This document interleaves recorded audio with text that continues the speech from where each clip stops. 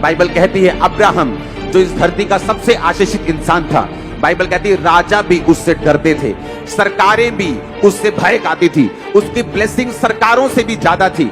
Bible कहती है वो राजा जो बड़े बड़े राजाओं को मारकर लूत को भी ले गए, उन बड़े बड़े राजाओं को अकेले अब्राहम और उसके लोगों ने मार दिया था।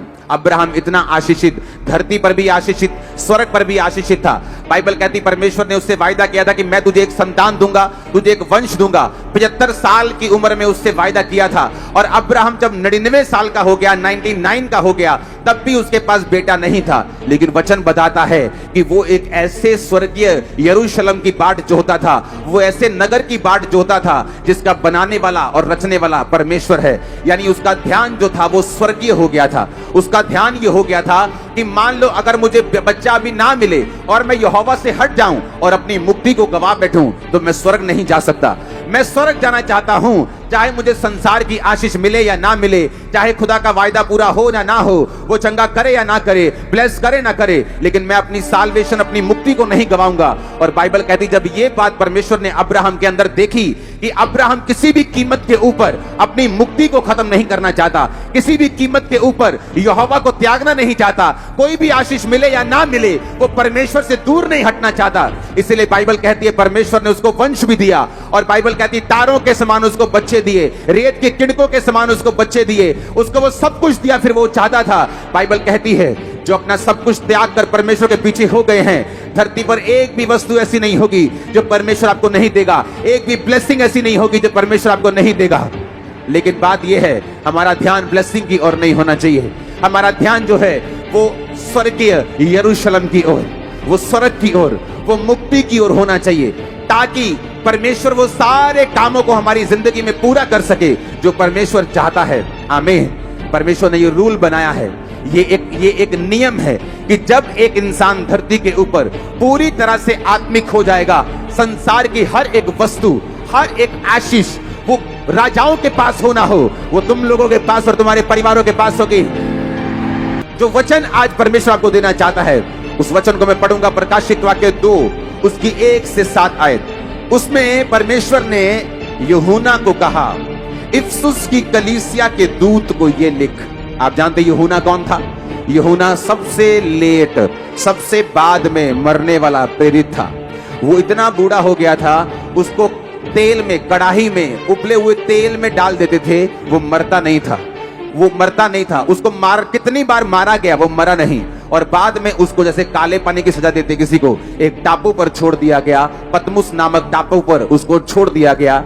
और बाइबल कहती है परमेश्वर से जो व्यक्ति प्यार करता है, जो शिकायत नहीं करता, जिसको मालूम है कि कलेश एक मसीही जीवन का हिस्सा है, हमारे नाम को बुरा कहना एक मसीही जीवन का हिस्सा है। जिस तरह यूहन्ना बपतिस्मा देने वाला और ये यूहन्ना प्रकाशित वाक्य, ये अलग अलग लोग हैं। ये वो यूहन्ना था जो परमेश्वर का चेला था, जो परमेश्वर के साथ रहता था, परमेश्वर से प्यार करता था। और बाइबल कहती है क्रूसिफिकेशन के टाइम पर भी परमेश्वर के नजदीक खड़ा था। इसी को परमेश्वर ने अपनी माता को दे दिया था, कहा था कि ये आज से तेरी माँ है, और माँ को बोला था आज से ये तेरा बेटा है। अब ये वही यूहन्ना, इमेजिन करो, एक साइलेंट टाइम में जी रहा था, जहां इसको टापू पर छोड़ दिया गया था, जहां इसको लगता कि मेरी जिंदगी के जो थोड़े से साल रहते हैं वो इसी तरह से खत्म हो जाएंगे।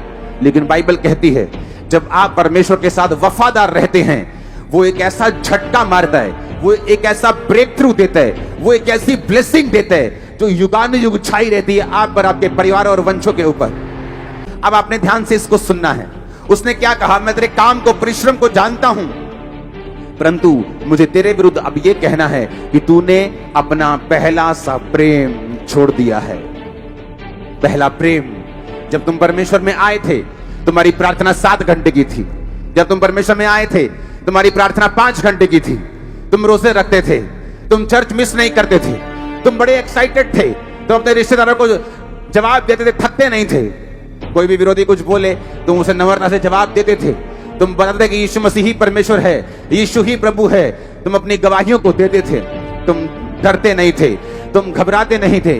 लेकिन परमेश्वर ने तुम्हें एक ताना मारा, उसने कहा मैं तुम्हारे काम को जानता हूं, मैं तुम्हारे परिश्रम को जानता हूं, मैं तुम्हारे धीरज को भी जानता हूं, मैं ये भी जानता हूं कि तुम बुरे लोगों को देख नहीं सकता, मैं ये भी जानता हूं कि तुम्हारी तरह ही बहुत से लोग नकली भी उठने की कोशिश कर रहे हैं, मैं ये भी जानता हूं कि तू मेरे नाम के कारण दुख भी उठाता है, पर मुझे तेरे विरुद्ध ये कहना है कि तूने अपना पहला प्रेम, जो पहला सा प्यार था मेरे विरुद्ध, वो तूने छोड़ दिया है।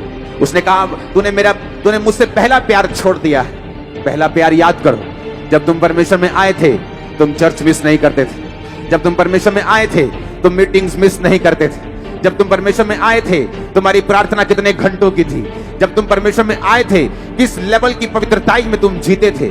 जब तुम परमेश्वर में आए थे किस तरह से तुम प्रार्थना करते थे, किस तरह से तुम वर्शिप करते थे, किस तरह से तुम रोजे रखते थे। अब परमेश्वर तुम्हारे खिलाफ ये कहता है कि स्मरण कर तुम कहां से गिरे हो। कहता है याद कर तुम कहां से गिरना शुरू हुए।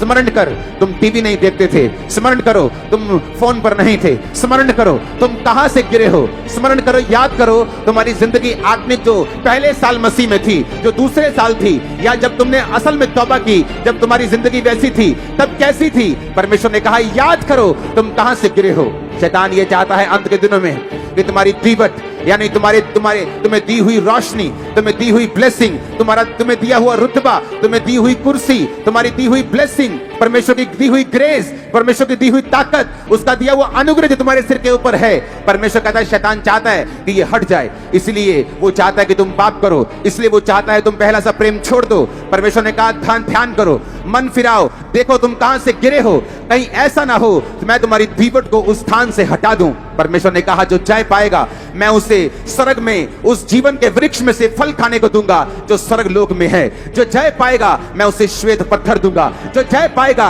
मैं उसे खंबा बनाऊंगा परमेश्वर के भवन का। जो जय पाएगा मैं उसे व्हाइट वस्त्र पहनाऊंगा। जो जय पाएगा वो स्वर्ग में रहेगा। जो जय पाएगा, परमेश्वर ने कहा आप लोग आज से जय पाने वाले हैं। और मुझे आमीन ऊंचे वाला चाहिए चर्च। मैंने कहा मुझे आमीन ऊंचे वाला चाहिए। ये पहला प्रेम परमेश्वर जो आपसे कह रहा है ये कर्मों का प्रेम है, ना कि दिल का प्रेम। अगर वही प्रार्थना जो पहले करते थे अब करने लग जाएंगे तो पहले प्रेम में आ जाएंगे। वही रोजे जो पहले रखते थे अगर अब रखेंगे तो पहले प्रेम में आ जाएंगे। वही पवित्रता जो पहले थी अगर अब रखेंगे पहले प्रेम में आ जाएंगे। आमीन ऊंचा चर्च। क्योंकि ये दिमाग की खेल नहीं। आपके दिमाग में अविश्वास हो सकता है कि परमेश्वर इसको चंगा करेगा या नहीं करेगा, वो इसको उठाएगा कि नहीं उठाएगा। आपके दिमाग में शक हो सकता है, लेकिन उस शक के बावजूद अगर आप प्रार्थना करना ना छोड़े, उस शक के बावजूद अगर आप भवन जाना ना छोड़े, उस शक के बावजूद आप बोना ना छोड़े, प्रार्थना ना छोड़े, फास्टिंग ना छोड़े, पवित्रताई ना छोड़े, वो शक नहीं है। फिर आप उस रुमाल को उठता हुआ, अपनी लाइफ को ब्लेस होता हुआ, चमत्कारों को होता हुआ देखने वाले यीशु मसीह के सामर्थ्य नाम में। हालेलुया। परमेश्वर ने कहा तूने अपना पहला सा प्यार छोड़ दिया है। लोग पूछते हैं कि मैं पहला प्यार कैसे करूं, क्योंकि मुझे वो फीलिंग अब परमेश्वर के लिए नहीं है। जैसे मैं पहले एक्साइटेड रहता था, कोई छुट्टी नहीं करता था, अब मेरी एक्साइटमेंट थोड़ी थोड़ी कम हो गई। वो चाहे कम हो जाए, क्योंकि हर तरह का मौसम आपकी लाइफ में आता है। मेरी लाइफ में भी रहा है जब परमेश्वर ने बहुत से मिरेकल किए मेरी लाइफ में। फिर ऐसा समय भी आया जब परमेश्वर कोई काम ऐसा लगता है कि मेरी लाइफ में नहीं कर रहा जो मैं चाहता हूं, वो दूसरी तरफ से और काम करी जा रहा है, लेकिन जो मैं चाहता हूं वो नहीं कर रहा। लेकिन परमेश्वर देखता है मेरी एक्साइटमेंट कम तो नहीं हुई, मेरा पहला प्रेम कम तो नहीं हुआ। बाइबल कहती परमेश्वर ने कहा तूने अपना पहला सा प्यार छोड़ दिया है। आज उस प्रभु भोज को लेने से पहले एक वायदा करना होगा, हमें अपने पहले प्यार में वापस जाना होगा, ताकि परमेश्वर उस बड़ी ग्रेटनेस को जो उसने आपको तब दिखाई थी जब आप पहला प्यार कर रहे थे, वो दोबारा से कुछ ऐसा आपकी लाइफ में करना चाहता है जो इस आपकी लाइफ का सबसे बड़ा मोड़ होगा। मैं आपको ये प्रोफेटिक वर्ड दे रहा हूं।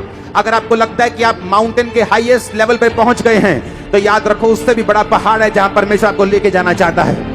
अगर आप चाहते हैं आपने ब्लेसिंग को हासिल कर लिया है, तो परमेश्वर आपको देशों के बीच में, आपको प्राइम मिनिस्टर, आपको प्रेसिडेंट्स के बीच में लेके जाना चाहता है। अभी तो शुरुआत हुई है, अभी तो आपने कुछ नहीं देखा, लेकिन परमेश्वर कहता तूने अपना पहला सा प्यार छोड़ दिया है। वो पहला प्यार, एक्साइटमेंट जब कम हो जाए दिल में, जब दिल करे ये नहीं करना, अब चर्च जाने का जब दिल ना करे, फास्टिंग करने का दिल ना करे, जब बोने का दिल ना करे, दिल ना करने के बावजूद परमेश्वर कहते हैं अपने पहले प्यार को तू छोड़ना मत। याद रखो अगर आपकी आत्मिक पोजीशन हिल गई तो आप कभी भी परमेश्वर से उन बरकतों को नहीं पा सकते। अंधा जब चंगा हुआ, बाइबल कहती है उसने परमेश्वर को पुकारा, पहली बात उसकी शारीरिक पोजीशन जो वो उस सड़क पे बैठा था जिस सड़क से प्रभु यीशु मसीह गुजर रहे थे, वो सही थी।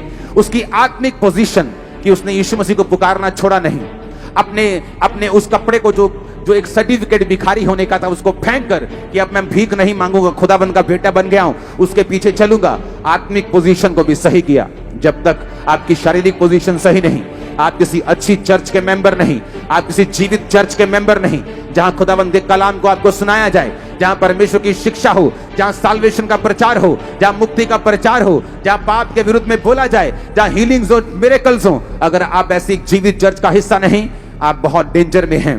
आपकी शारीरिक पोजीशन फिर सही नहीं है। जब तक आपकी शारीरिक पोजीशन सही नहीं, आपकी आत्मिक पोजीशन भी सही नहीं होती, क्योंकि बाइबल कहती है एक कोयले की उस भट्टी में से जब एक जीवित कोयला, एक आग से बलता हुआ कोयला जब हम निकाल कर बाहर रख देते हैं, तो वो थोड़ी देर तो जलता रहता है, पर थोड़ी देर के बाद वो जलना बंद कर देता है। लेकिन बाकी कोयले जो इकट्ठे रहते हैं वो जलते रहते हैं। शैतान मूर्ख बनाता है लोगों को। जब वो आप अच्छी कलीसियाओं से बाहर निकलते हैं, आपको लगता है पहले 1 साल 6 महीने ये मेरी तो स्पिरिचुअल लाइफ में कोई फर्क नहीं पड़ा। ओ चर्च में जाते कभी कोई वॉलंटियर बोलता है, मेरा दिमाग वहां खराब हो जाता है, कभी फलाना बंदा ये मेरे को ये बोल देता है, मेरा दिमाग खराब हो जाता है, मैं जलता हूं, मैं कुटता हूं। इससे अच्छा है घर बैठ के बंदगी करो।